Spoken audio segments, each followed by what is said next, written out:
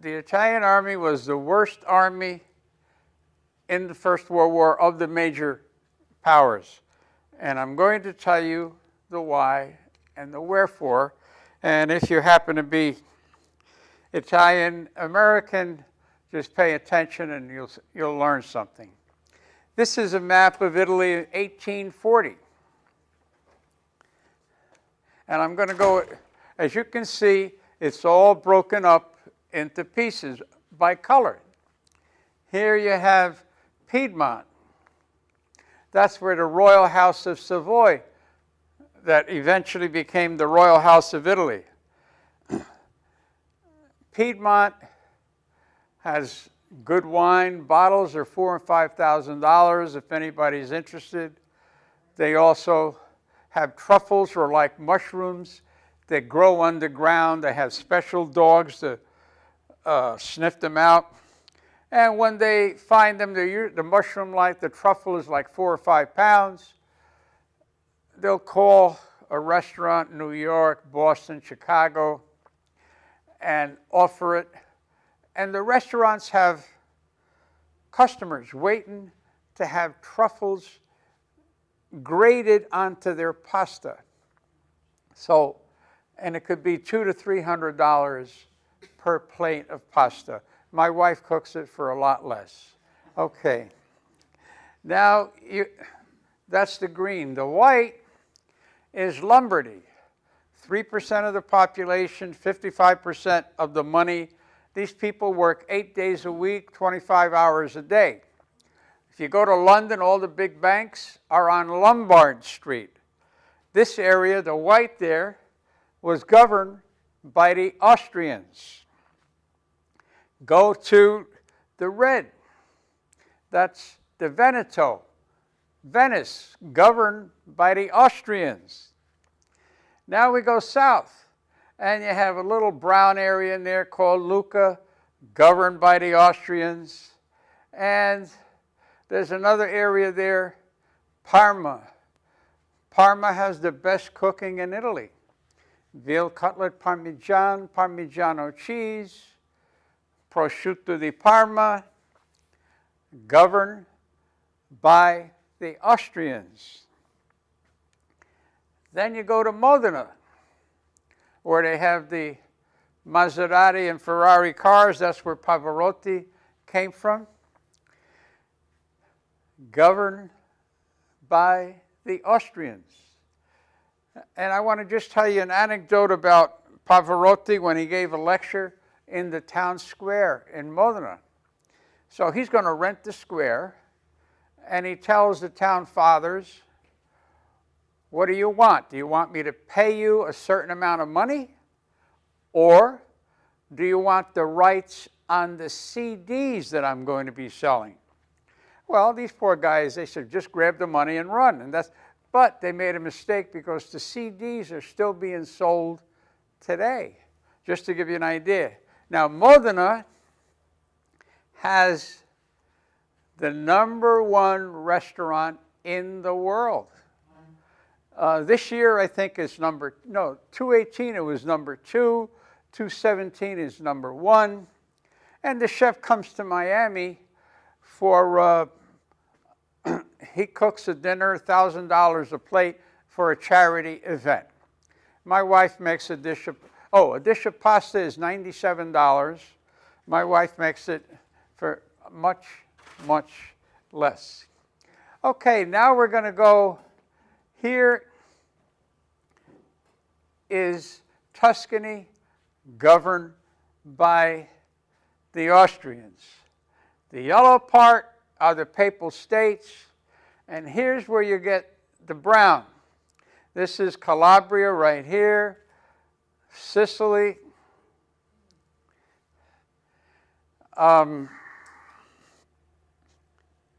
85% of the immigrants to this country came from here, this brown.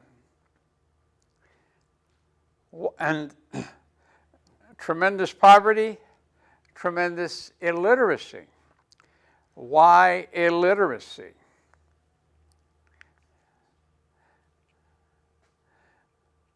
This is a map of Europe, and you see the German Empire and the Austro-Hungarian Empire. Italy was at war in the First World War with the Austro-Hungarian Empire, huge empire. Spoke many languages: Ukrainian, Polish, Hungarian, Romanian, German, Italian, Slovenian, Croatian, Ladino. Ladino is a mixture of Hebrew and Spanish from Castile. This is the woman, Empress Maria Theresa, in the late 1700s, Empress of Austria. She decides she wants to make her empire rich like England. And England was a business empire. And to do business, you have to learn how to read and write. And if you don't know how to read and write, you can't do business.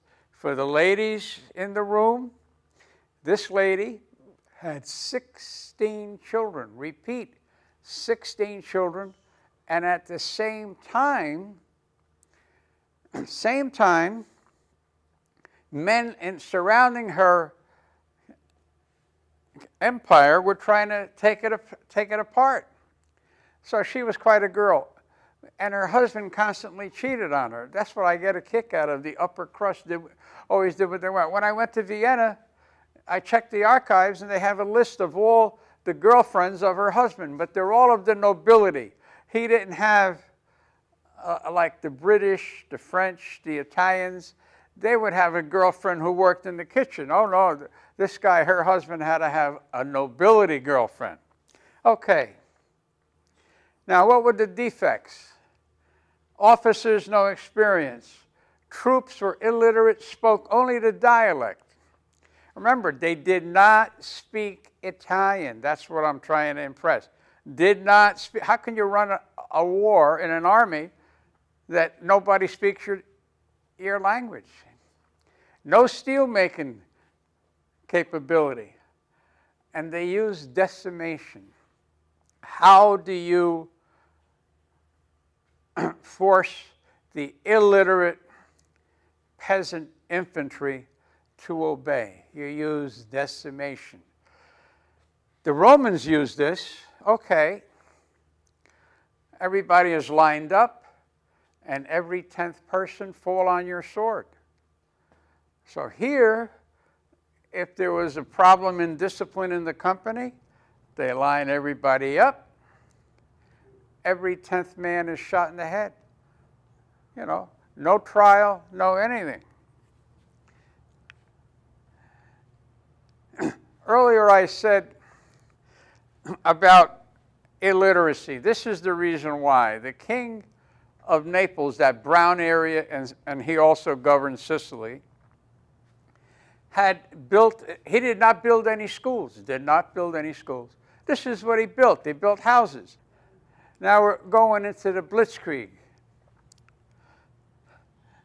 The king did not build any schools. The people were illiterate. My four grandparents were illiterate. My father and mother went to 1 year of school, and that was it. Then they had to go to work. Now, this is the characteristics of blitzkrieg. You have a small army that attacks a large army, but attacks an area that is poorly defended. And you accumulate men and firepower, plus air cover. And the mobility, now this is the First World War. In the Second World War, it is tanks. Here you're walking. What would happen? Deception. If you're going to attack here, you make believe you're going to attack over there, and that's the way you start making noises. The German officers would wear Austrian uniforms so that when the Italians would look with binoculars, they would say the Austrians are here. Then the elite mountain fighting Austrian troops, Austria had the best mountain fighters in the world, would substitute Austrian Muslim troops in the front lines. And every night, the muezzin, you know, the Muslim clergy would call the faithful to prayer, but these men were all fervent Roman Catholics. So, but they wore the Muslim uniforms. A couple of weeks before they attacked, October 1917, the Germans introduced this. This is a shoulder-held machine gun, portable. It weighs 20 pounds, 500 rounds a minute. This is a fantastic gun. So if I attack here and it doesn't work, I can go over here or I can go over there. It's easily to transport firepower. Now, they attack and they finally get to a point. The Germans are in the mountains. They've advanced 100 miles. They thought they were going to smash the Italians. Now, the Italian government would say, you've got to fight for your king and country. If you're illiterate and you're fighting in the army, what is a king? What is a country? I'm dirt poor. I don't have any plumbing. I don't have any electricity. I don't know what I'm going to eat tonight. I have no food. I have no money. That does not relate. But now the Italian government used psychology. They said, you're fighting for your property and your womenfolk. Remember what I said, ladies. They put the property ahead of the women. Now, this is the German general that planned the whole assault at Caporetto. And this is what he writes. Now the Italian infantry stopped the Germans cold.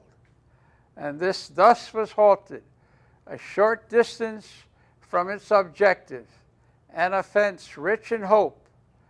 And Mount Grappa, this was the mountain where they stopped him, became the sacred mountain of the Italians, who rightfully can be proud to have victoriously defended it against the best Austro-German troops. And that's the architect of Caporetto. Now, I'm just going to show you some pictures. I mean, this was fighting in the mountains. This is a lecture I gave some time ago in the New York Military Affairs Symposium up in Manhattan. And I'm going to show you some of the views. I mean, that when you see the mountains that these battles took place, it's really scary.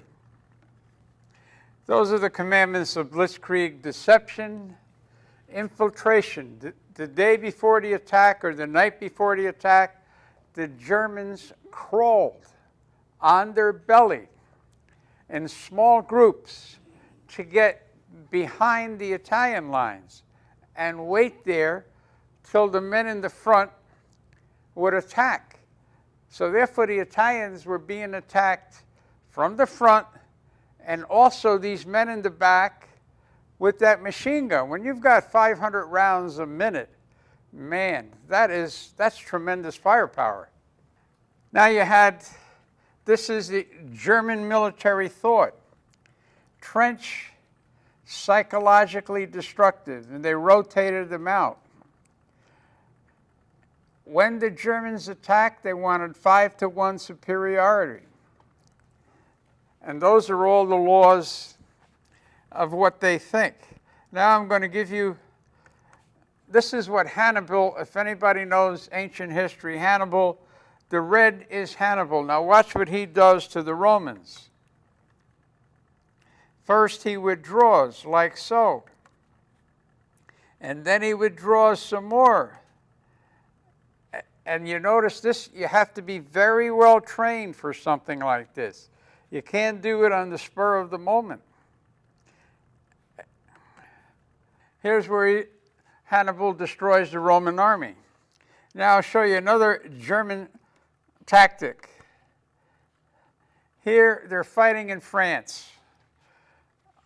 On the left, on the left bottom, you see the flags, the French and the German, and there's a hill.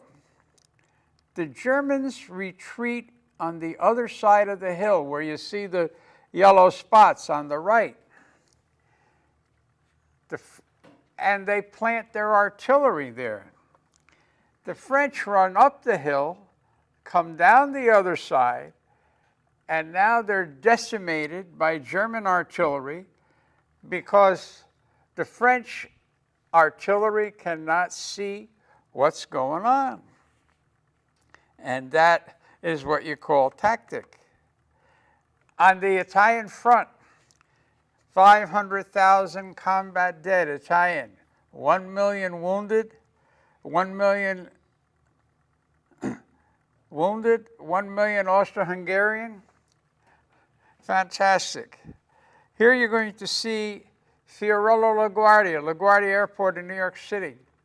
He was a pilot on the Italian front. He commanded 400 pilots, American pilots. Here's another young man, Ernest Hemingway. If any of you know Farewell to Arms, he received the Nobel Prize. He went to Italy to fight as an ambulance driver on the Italian front. Now, I've been telling you about the illiteracy. This is an article in the editorial of the New York Times in the year 2012. What happened? The American Army says, okay, we're going to teach the Afghan Army this and that. And the first day, first lesson, the American officer says, first you take a map. And one Afghan soldier raises his hand and says, what's a map? He didn't know. He was illiterate. So these are the problems that you have when you're illiterate. This is the Italian front, that red line that you see. And where the Germans attacked is the rectangle.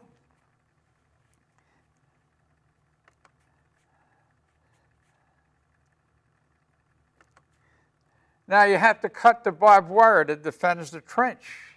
So you do it in different ways. You try to sneak up on it, and there he is behind a metal shield. Here he is trying to cut it, and sometimes you're caught. And these are the mountains that they go. I mean, this is no joking situation.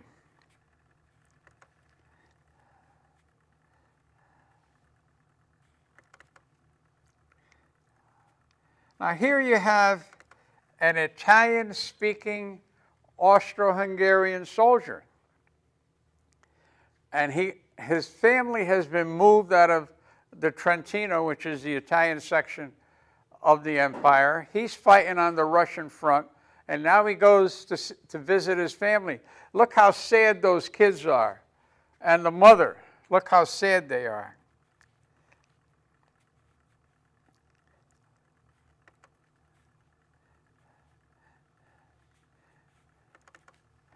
Look at that mule path that you can see. This is, and if you miss, you'll go down 200 feet.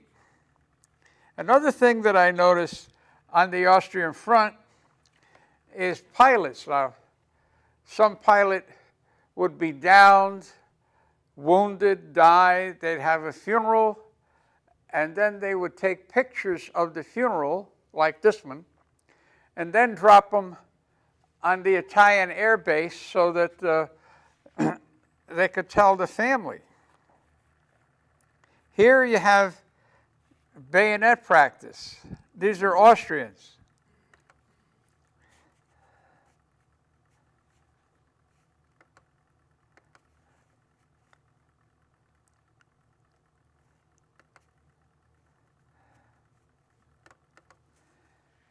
There's a man getting rid of body lice. Then, you know, it's high, high, high up in the mountain, and you come into the snow. So how do you move? You have dogs with sleds. And from the people from South Italy, they have never seen snow. Look what they're contending with.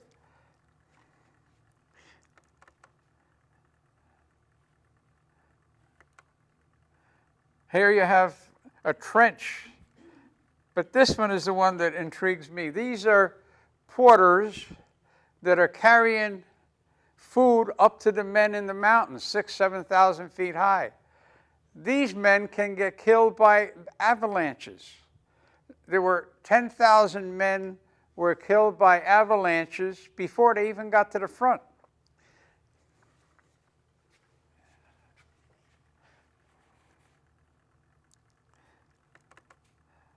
There's a tunnel. Now the next one is people that are gassed. What was happening is they would gas you like that, and you couldn't defend yourselves because you can't see, and then you'll be hitting the head with that club. Now on the Italian front, you had telegraph, you had radio, but sometimes they didn't work, so you use a passenger pigeon. The British had them too. And this is the frontal infantry assault. I mean, it is scary because they would tell you, okay, you got to run towards the enemy, but behind you had military police. If you turned around, they would just shoot you in the head. That was it. No trial, nothing.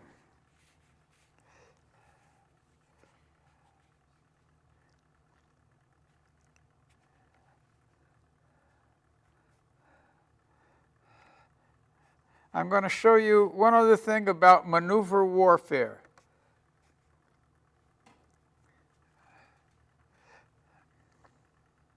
If any of you know, this young man is Lieutenant Erwin Rommel, you know, Second World War. He fought on the Italian front. Now,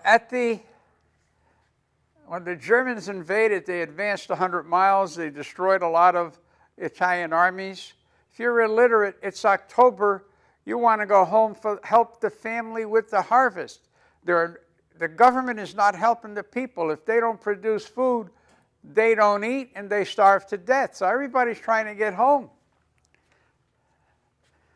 And here you have a sentence of death. Here you have a picture of that man up against a tree, and he's being executed.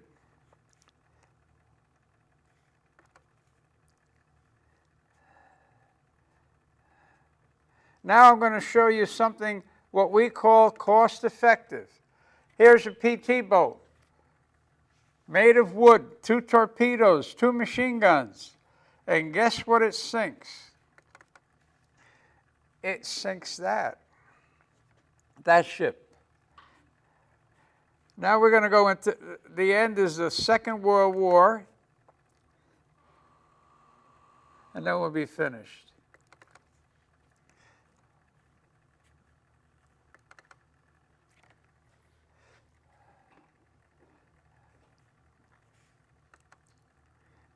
All right, here you see the heavy black line divides on the left are the British and the French. On the right are the Germans. So now we're going to use deception. Remember what I said, deception. Now watch what the Germans do. This is in May 1940, Second World War. Same thing as they did against the Italians. They have a tremendous, the yellow is a tremendous army group, many tanks and many heavy guns. They're making believe they're going to attack there, and they are. The British and the French, the red and the blue, rush to defend, and they stop them, or so they think, because the Germans have no intention of advancing at this time. Their only aim is to bring the British and the French to that position. And the newspapers are all saying, oh, the British and the French have stopped the Germans. Wonderful. But way down here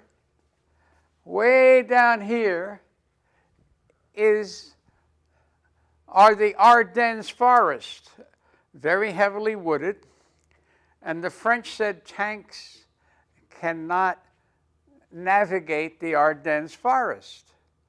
But the Germans did it. They crashed through.